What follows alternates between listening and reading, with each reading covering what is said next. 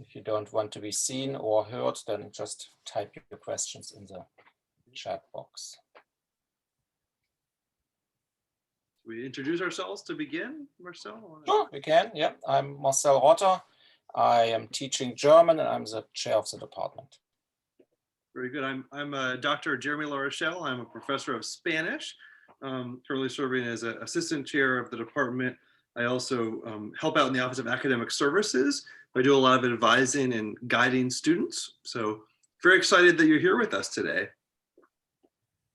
And I'm Brooke DeLauro and I teach French. I am Rina Okada. I teach Japanese. Hi, I'm Caroline. I'm a student at this school and I'm taking Japanese right now. Great. Okay.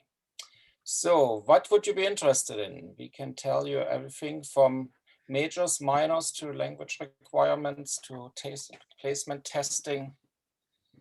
We are here for you. So as I said, you can either unmute yourself and ask a question or put it in the chat. We are teaching 7 languages here: Arabic, Chinese, French, German, Italian, Japanese, and Spanish in alphabetical order.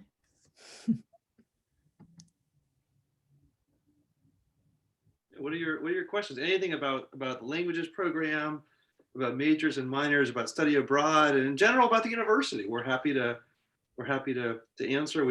You want to be unmute. Dr. Lauer and I came in 15 years ago, and Dr. Rotter 16, 17. Is that right? Yeah, 2004 I came here. Yep. So we're. She's very nervous, but she has a question. Sure. So I did German immersion. I started learning German first grade. Do I have to take a placement test or can I use my AP German scores? You can use your German scores, but of course we would be delighted if you would continue with German. Yes, I would like to have a minor in German language. Sure, yeah. Okay, awesome. Thank you. No problem. And I'll just say as well that when you look at we need 120 credits to graduate from Mary Washington, right?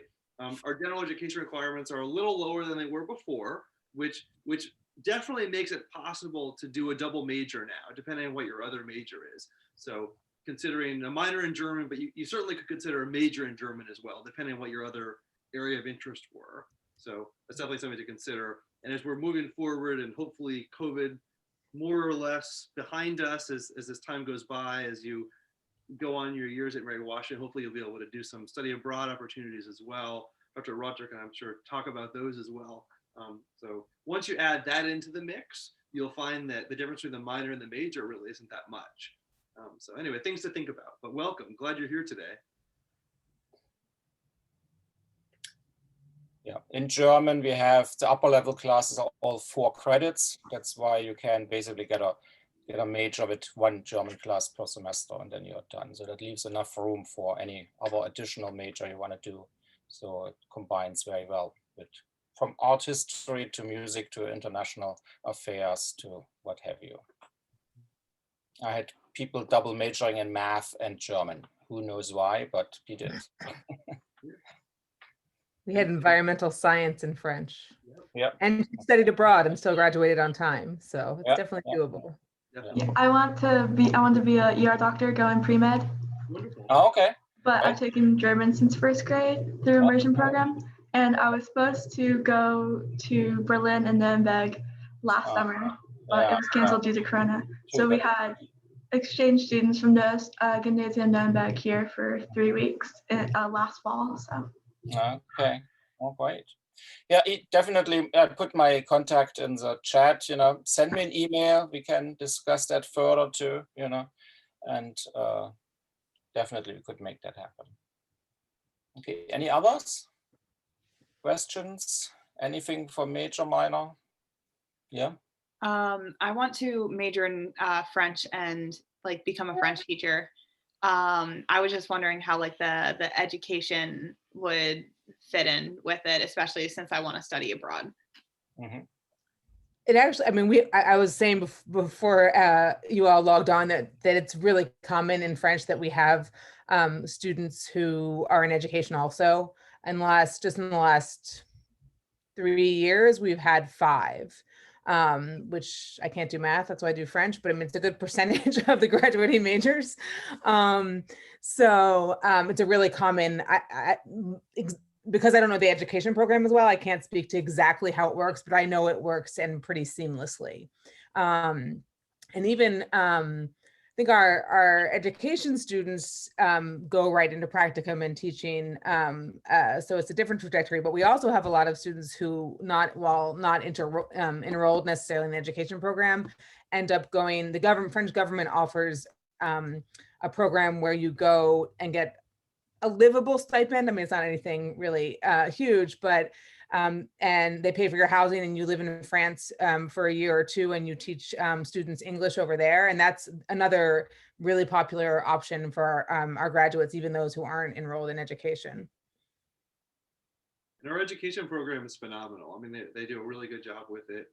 You know, they'll be communicating with you really early on in your process as you start, even before you start, with information sessions, and so they'll be kind of getting you in the loop about the test you'll be needing to take, and so it works seamlessly really with a French major or with another language major. So you'll be in good hands in both departments. Thank you. And I know there's one faculty, Courtney Clayton in the School of Education is the one, she speaks French. So she's the one who's always working with our students so that she can help them when they do their practicum. So since she understands what's going on, and then can help to evaluate them properly as well.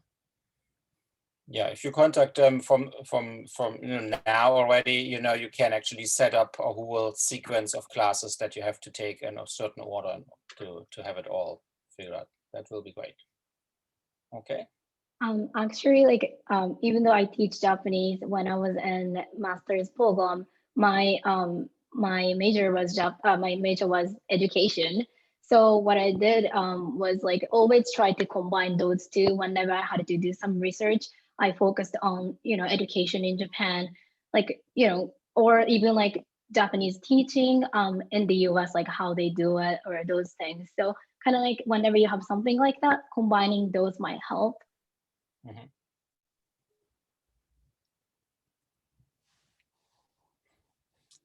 Any others?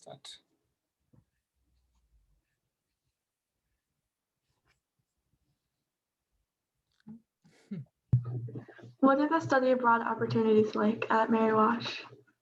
So we have an exchange program, a direct exchange with the University of Erfurt in Thuringia, which is right in the middle of Germany.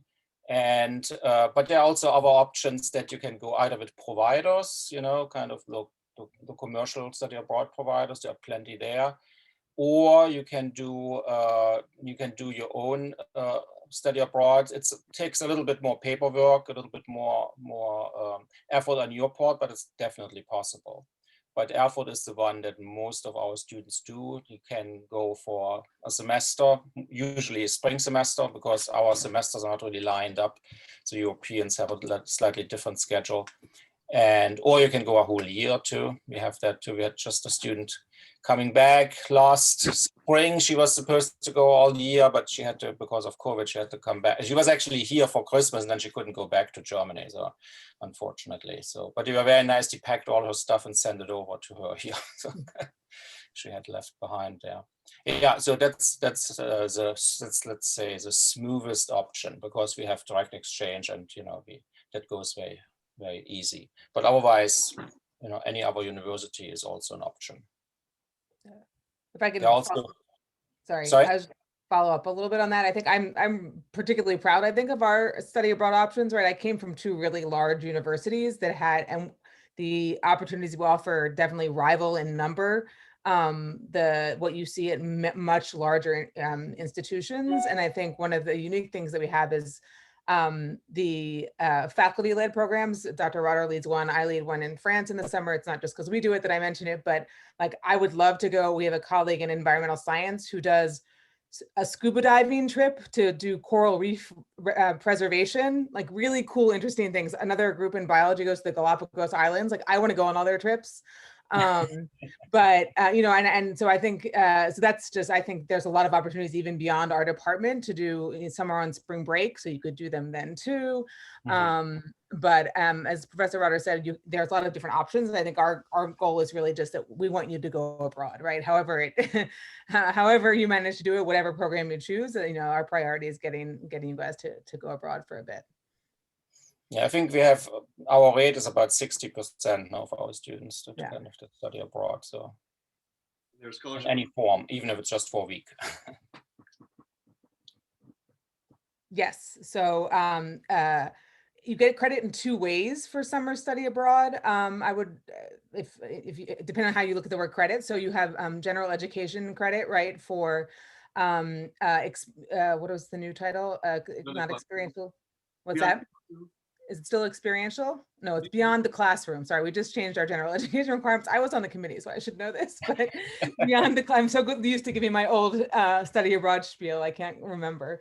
So one of the general education requirements is called beyond the classroom, right? So it is what it sounds like. It's not necessarily credit bearing, so you would likely get that credit in addition to however many credits are attached to a course if the study abroad program offers courses, right? And some don't.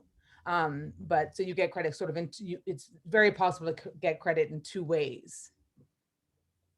And that's always agreed upon beforehand. So before you go away, you fill out a form. You said, okay, I want to take these classes, and the department where those credits become relevant has to sign off on that. So there's no surprise once you come back. So everyone knows, okay, as long as you go to that university, take that course, you know, you get credit for it. So that's all cleared up beforehand, so there are no surprises for anyone. Really between biological sciences with Dr. Dolby, who leads those cool trips abroad, and German, you may have some trips in your future at Mary Washington. And so it just as a short, like not all programs are the same, but so the French summer program is either 3 weeks, 3 credits, or 6 weeks, 6 credits, and then the general education credit in addition. So just to give you an idea of sort of how the more, and that's pretty rigorous, right? Obviously spring break, we have a trip in, my colleague leads a trip to Montreal for spring break, and that isn't credit bearing, but you would get gen ed credit because it's only like 10 days approximately.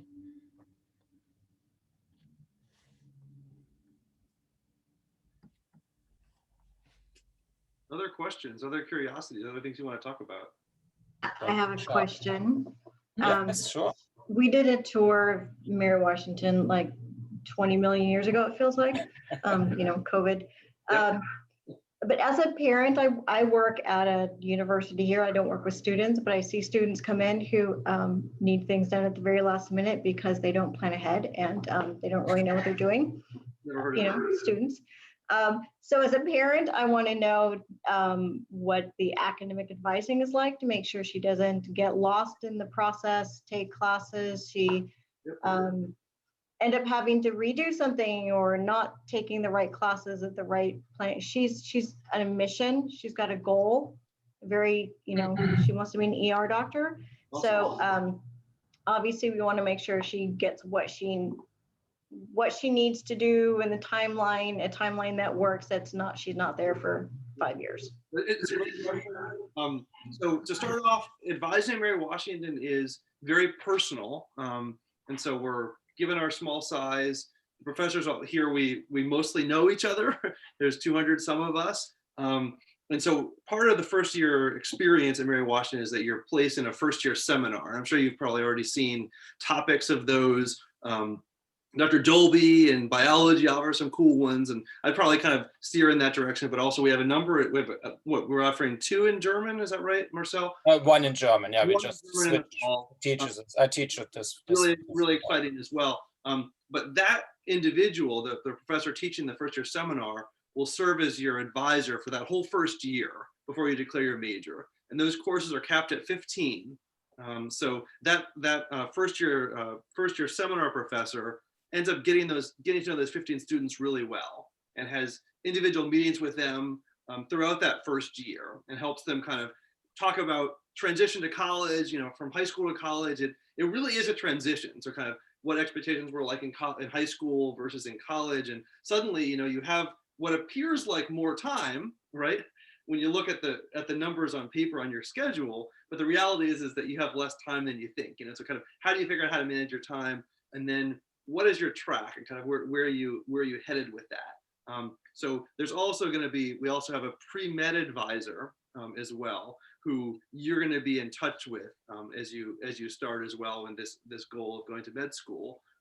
So you would be in touch with both your first year advisor, your first year seminar professor, as well as the pre-med advisor. And so all things pre-medical, that professor will be doing that. And so you'll find that in biological sciences, they do extremely well with placing students in really good medical programs and med school programs. And so you'll be on that track from the beginning. I think it'll take reaching out a little bit. They can't read your mind, right? That's what you're going to be doing. So kind of getting to know them, putting yourself on the map for them will be helpful. And I think your first year seminar professor will help you with that. And then we also have, through the Office of Academic Services, we have a number of professional advisors, great folks that are there. We also have peer academic consultants who are fellow students who have just done really well here. And their job is to meet with fellow students to kind of give them ideas about study skills and things like that. We offer a lot of tutoring and as well as peer tutoring in the sciences. So it's a kind of place where if you need more assistance or you want more assistance in a number of different ways, there's a lot of it to be offered, to be found. We do feel, that, the kind of transition from high school to college, and part of it, to speak about the classes and some of that, is to also empower students to help them figure out, okay, so this is how I read my degree evaluation.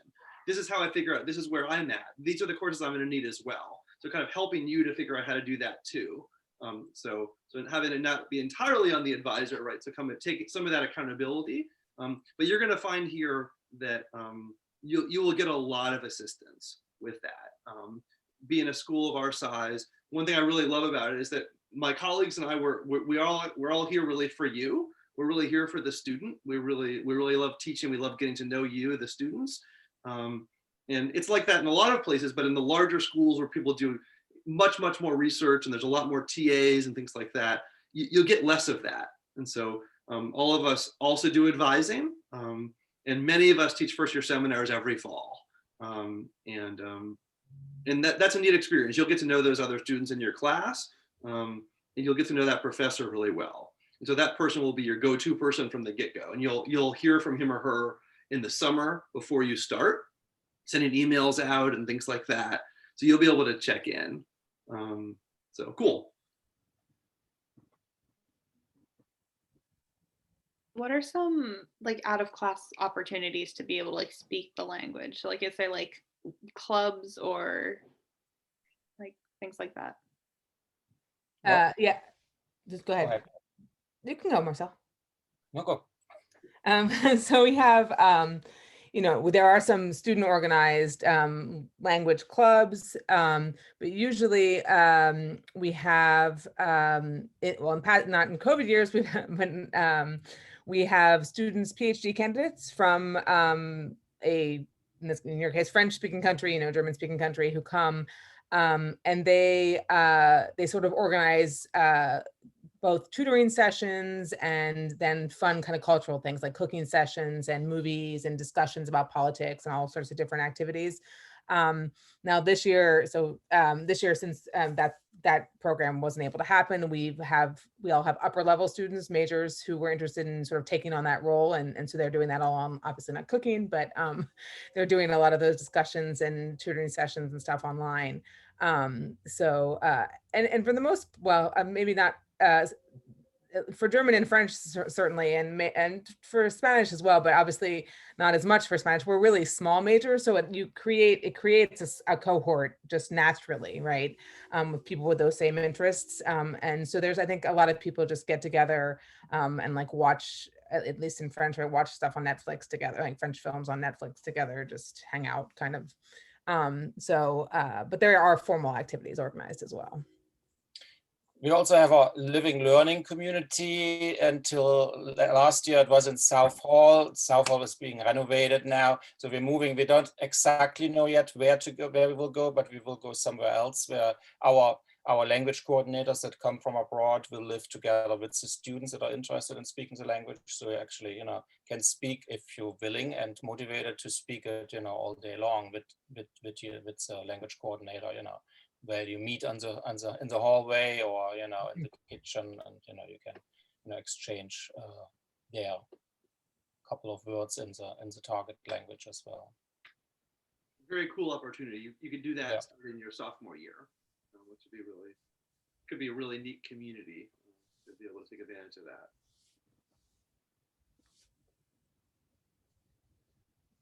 Let me show you a couple of pictures. Actually, I think I have some here. Let me see. Oops, those are our majors. Okay, so here a couple. That's South Hall. So unfortunately, will be renovated now. So a couple of, here was our reception. Here they play some games. Okay, what else? Okay, so those are the requirements, curriculum. Here's our study abroad thing here. I am with students in Vienna, kind of, we went there. Here, that's Chinese New Year's. There's always a big celebration. We also do the Arab Culture Night once a year. That's also a very big event. Okay, so here's our French class in the language lab. Okay, that's a French, that was a freshman seminar. So Professor La Rochelle teaches this one. Okay, there is one in French coming up next year. Okay, from Professor Delaro, and I teach this one. And Professor Hans Glücklich, we change there every year. Okay, and here you see that's our living learning community. Here's one of our students with his UMW abroad T-shirt, and he had cooked something. Here's our Arab language coordinator in the background. So that's really cool there. So, and study abroad, no? Semester, year, spring break, no? Films, presentations. Next month we will have our film festival that we do every year, where we show one movie for every language that we teach. This year it will be online via Zoom, and it will be only for students because all kinds of copyright issues attached to it, unfortunately. So we can't. Usually we invite the community to those film screenings as well. So that's a picture of Bilbao in Spain. Our colleague Dr. Simon led that for many years, 16, 17 years or so. Very popular summer program. Students are also there all year, and they just have an awesome time. And so kind of there's a following there, people who went to Bilbao, and they just, how it changed their life. And some of them have gone back.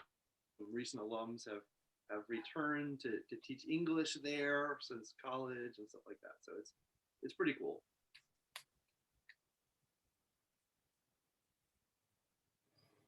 Any other questions? I think we have something with our website here too. Internships, okay, in the community. Depending on the language, there are all kinds of different things. Healthcare, local businesses in Northern Virginia, foreign firms, US firms with foreign connections, in DC as well, and political institutions, also hotels. I remember one of your French graduates, not Borket. Sofitel, yeah. Yeah, she worked for Sofitel, which is a French hotel chain. So yeah, she was. Yep. So okay, here we had a little thing for Valentine's Day, kind of love in different languages. So you can see here, Ich liebe modern languages because, and here's in Arabic, and here in Chinese, okay, and here in French. My French, and that was my senior seminar group. Oh, okay. Yeah, so there's a QR code if you wanna take a picture of that. It brings you right to our website.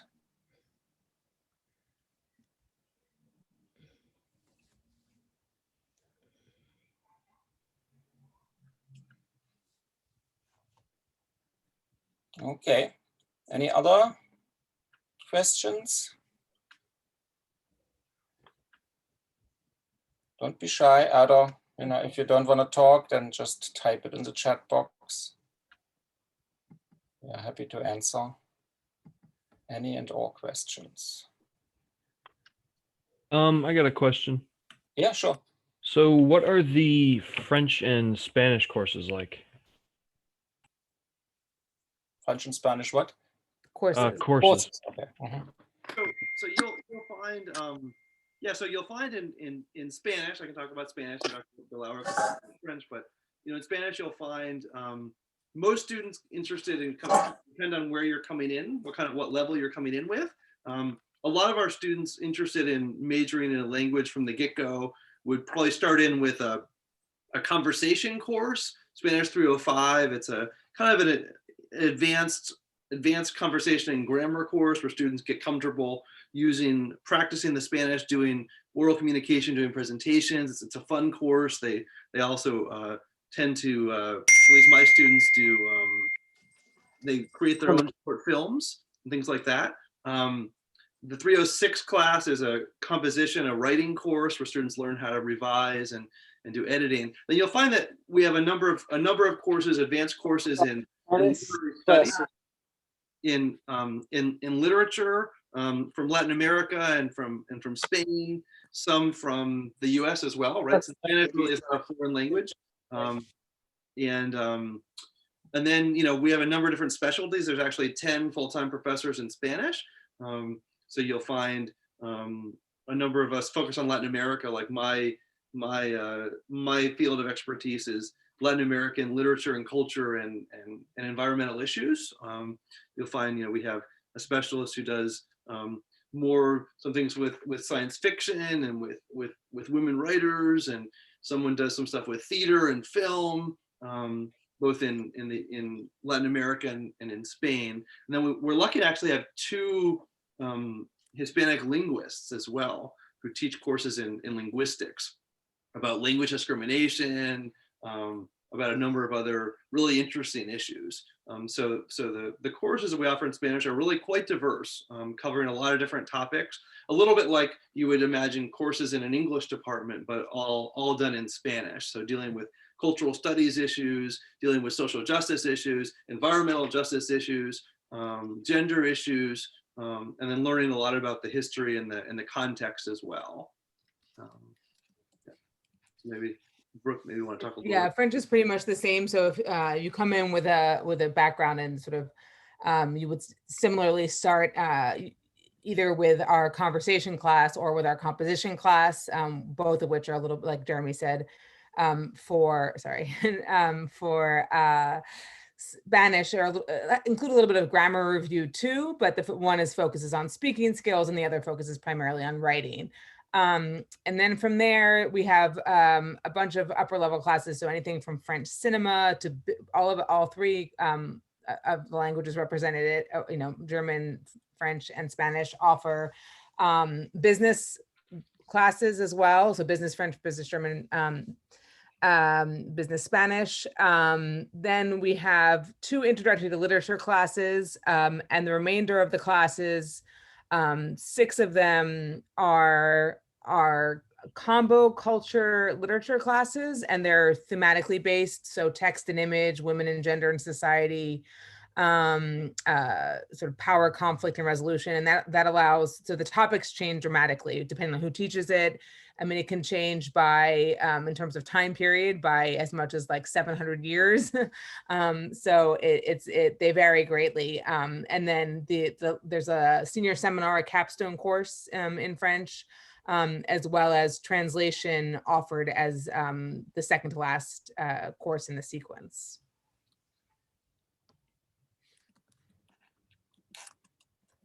I think we had a question in the chat about German minor. Yeah, I just typed all kinds of answers. Sorry. So we have also quite variety in the German classes. So for the minor, for German, you basically take the last class of the lower, so four lower level classes. If you're already an advanced level, you can replace it with an upper level. And there are just very few required classes that we say, okay, you have to have an introduction to how to analyze text and an advanced composition and an advanced conversation class. But other than that, you can really tailor it to your own taste. So we have classes, of course, on literature, on culture, cultural history. We have the aforementioned business classes. I also teach a class on German and the sciences because I found that quite a number of my German students actually had science background as a second major. And they brought their science expertise in. I brought my language expertise in. We did even little experiments, in the seminar room. You won't learn any new science from me, but you learn how to communicate in German about it. So I'm not a science teacher. And German immigration too, kind of how did Germans come to America? What are the experiences of the German diaspora? And translation class as well. I teach students actually the old German handwriting, and we go actually here to a local archive where we translate old postcards from a former resident that here in Fredericksburg, that he received, in that old German handwriting. And so we do those things. I try to be very, very wide with the experiences that students can take.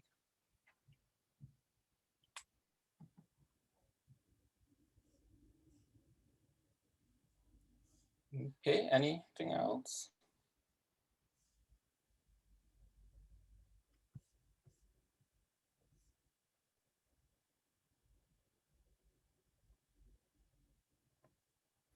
Silence. Anything about the college, anything about student life, anything about what to expect? I mean, you got a pretty good group here that's got a lot of different experiences to share. So I'm probably going to be an international affairs major, and I know that some of the requirements are to take foreign languages, which fits well with my interests, because I've been studying French and Spanish for a long time. What's the difference between me taking French and Spanish classes, say for my international affairs major, than French and Spanish classes of like the French and Spanish major itself? They would be the same, pulled from the same pool of classes. You're right. So as an international affairs student, the requirement is for you to take either two classes at the 300 level in one language, or taking up to Spanish or French 202 in two languages. So most of our students in your boat would take, two of our 300 level classes. In Spanish, those are often that 305, which is a speaking intensive one with grammar and conversation, and the 306, which is the writing intensive that has, study of literature as well as working at, going through your essay writing, analytical essay writing. But there are a lot of courses that are offered. It's like I offer one on environmental issues in Latin America, and so I often have students in international affairs in that class, as well as in environmental sciences. There's a lot of different courses you could take, and often students think, well, they'll just take two, and they end up going on and taking more, right? Because they're interested, and then they do a semester abroad, or they do a summer program, and they realize, gosh, I could probably get the minor, right? We have a Latin American Studies minor as well. I'm the director of that, and it's interdisciplinary. It includes courses offered in political science. We have a really cool new professor in political science, international affairs, Melissa Martinez, and so she focuses on Latin America and social justice issues and U.S. Latin American relations, and so her courses will count in the Latin American Studies minor as well. We have a geographer, Marco Millones, who's from Peru, and so his work also is in Latin America, and obviously we have historians as well. So it's an interesting mix there, and so we have students from all of those areas that have taken advanced courses in Spanish and also in French as well. Yeah.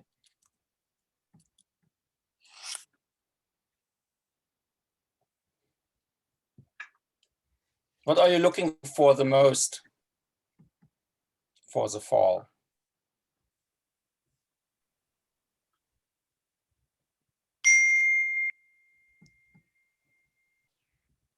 I don't know. I think just like starting college and like all the exciting classes to take. Okay. I guess. Right.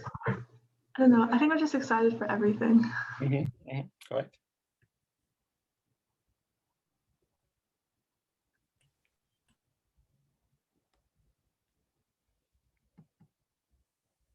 Anyone else? For me, just not being in high school. Okay. Yeah, it will be different. Mostly in the good sense, it will be different. Absolutely. It's a very friendly school, I'd say, both in terms of the faculty and in terms of the students. We have strong academics, but we're not a stuffy place, right? People are down to earth. There's not a lot of competition among the students, which I think a lot of our students really appreciate. It's a supportive atmosphere and a lot of different types of people and people there's a lot of people are able to kind of decide sort of what they want to do and what kind of social groups they want to be in college. And I think that's kind of exciting coming from high school when you can kind of think, you don't have to be exactly like you were in high school. And so there's a new beginning, I think, which is really cool. Kopka-san, is there any advice that you can give to new students, like anything that you like about UMW or anything? So I really like the fact that we have small class sizes because that means you get to know the people that you're going to be working with and like doing group projects with, and maybe even like hanging out with after school or joining clubs with. So, I mean, I think that that's really great, especially in the language department, because you start to get to know like the people that you're talking to and you're less nervous speaking around them pretty quickly. And other than that, I would say every time that I've had a problem, I have gone to my advisor, like if it's an academic issue where I'm like, I would like to see if I can study abroad in this semester or if I can graduate early. Every time that I've gone to my advisors with a specific problem, they've been able to help me figure out like to a really like high degree of certainty what things I would need to do to get to whatever goal I'm seeking. So I would just say definitely always look for your advisors to help you. Yeah, I think communication is really important. No? Just go. We are happy to have you, in our offices and help you. So but you have to come. If we see, of course, something obvious, we approach you as well. But sometimes, you have problems you don't want to talk about. No, come talk to us. We are happy to help. Yeah, I would also say like if you ever have like a question about something, every time I email my professors, they've been able to get back to me pretty quickly. I'm sure it varies by department and stuff, but the fact that they have fewer students, generally speaking, means that you can more easily form a relationship and get them to, remember who you are as long as you actually reach out to them, because they might not know who you are if you just never approach them about it. So you have to be kind of proactive, but it's been very helpful to me.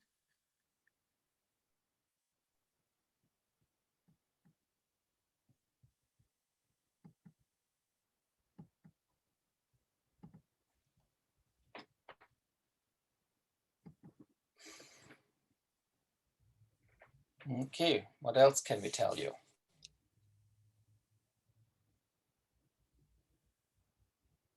I guess I can say that my cooking event, everyone is welcomed. So even if you're not taking Japanese, if you ever you want to try new culture, then please join. I can if you will let me share the link, share the screen, then Sure, I can yeah. show that. Let me just get a out. little bit. I stopped this one and then. Thank you. So just to attract you, I put like a lot of food picture here. So we make something like green tea cookies. This was like sushi roll that we made for the celebration for spring. It's like with the old calendar. So like February was the spring celebration. And then we make kind of different style of sushi. And then like, we have pictures from like the Zoom. And then, so if you're interested, we have, social media. And then there you can see the calendar. And even before you start UMW, you can join cooking events if you are interested. So yeah, please feel free to join. So yeah, and then we've never actually met in person yet because everything is like, held online. But because like Caroline said, the class is like not that big. So, and especially in language class, we talk a lot, like we use breakout room a lot. Hopefully like it's gonna be, in person next semester, but we really talk a lot in class. So everyone is like friends with each other, even though they've never really like met in person.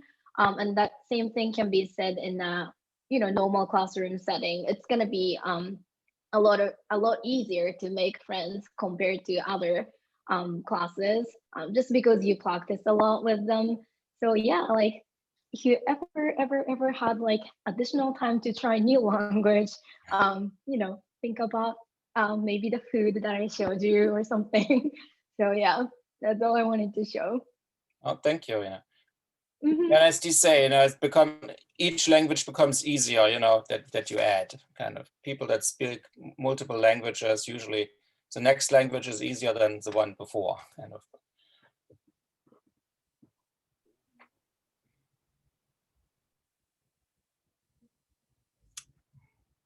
Anyone? Okay. I have a question. Sure. When would you recommend to take the placement test? Well, you will get over the summer, you will get an email, or it will be actually in this portal that you will have an incoming freshman portal, and there you have a link to the placement test online.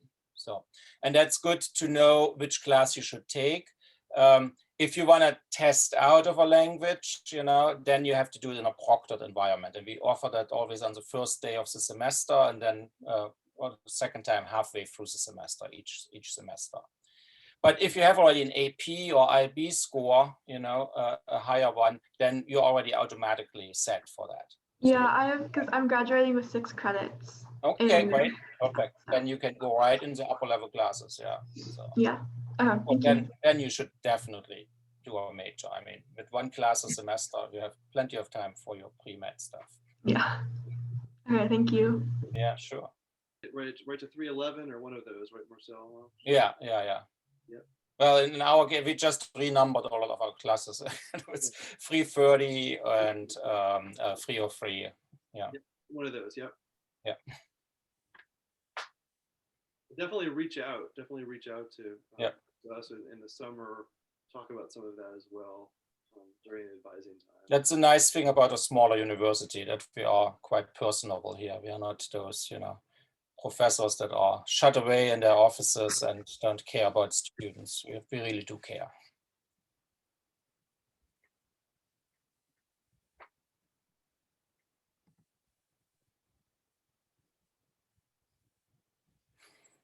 Other questions, other things anyone wants to talk about before we close? Let me go. We've written down our contact info here in the chat, and we really mean it. So I've wrote my email there, and so definitely feel free. Don't be shy to send messages. Anything that comes up, and we're happy to get back and talk to you more and answer anything else you're thinking of. And so we enjoy that.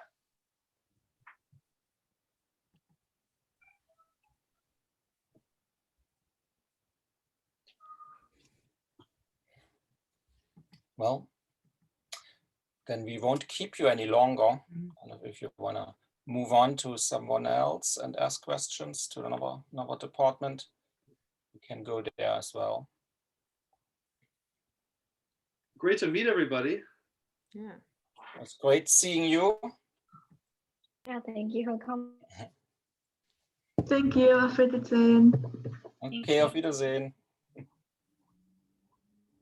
Best of luck to everybody. Look forward to seeing some of you on campus in the Yeah. fall, hopefully. Yeah. Yeah. Not just here on Zoom. Yeah. Bye. Bye. All right, take care, everybody. Bye. Thank you. Bye. Thank you for coming. Thank you all. Really appreciate it. Okay. All right. I thought Have it a was good- a little bit quiet now. Yeah. No, that's okay. That was great. Exhausted all the resources here. Yeah, no, that was fantastic. We got Diane got the contacts for those additional Oh, students. great. We'll Wonderful. we'll Yeah. make sure to send those your way in the morning. But yeah, thanks again for doing this. We always appreciate all Oh, you. sure. No, yeah. Great. Thank you. Yeah, looking forward to that. And I can distribute then, to whoever was here. Be great. Okay. Fantastic. Thanks so Great. much. Our pleasure to help today. Yep. Yeah. Thank you, Rena, for coming Thank you so. No, thank all you. the way so from much. Norfolk. 黒深さん thank you. 黒深さん thank you for helping us. ありがとうございます。 Okay. Bye-bye. Have a good night, everyone. Bye. Bye now. Goodbye.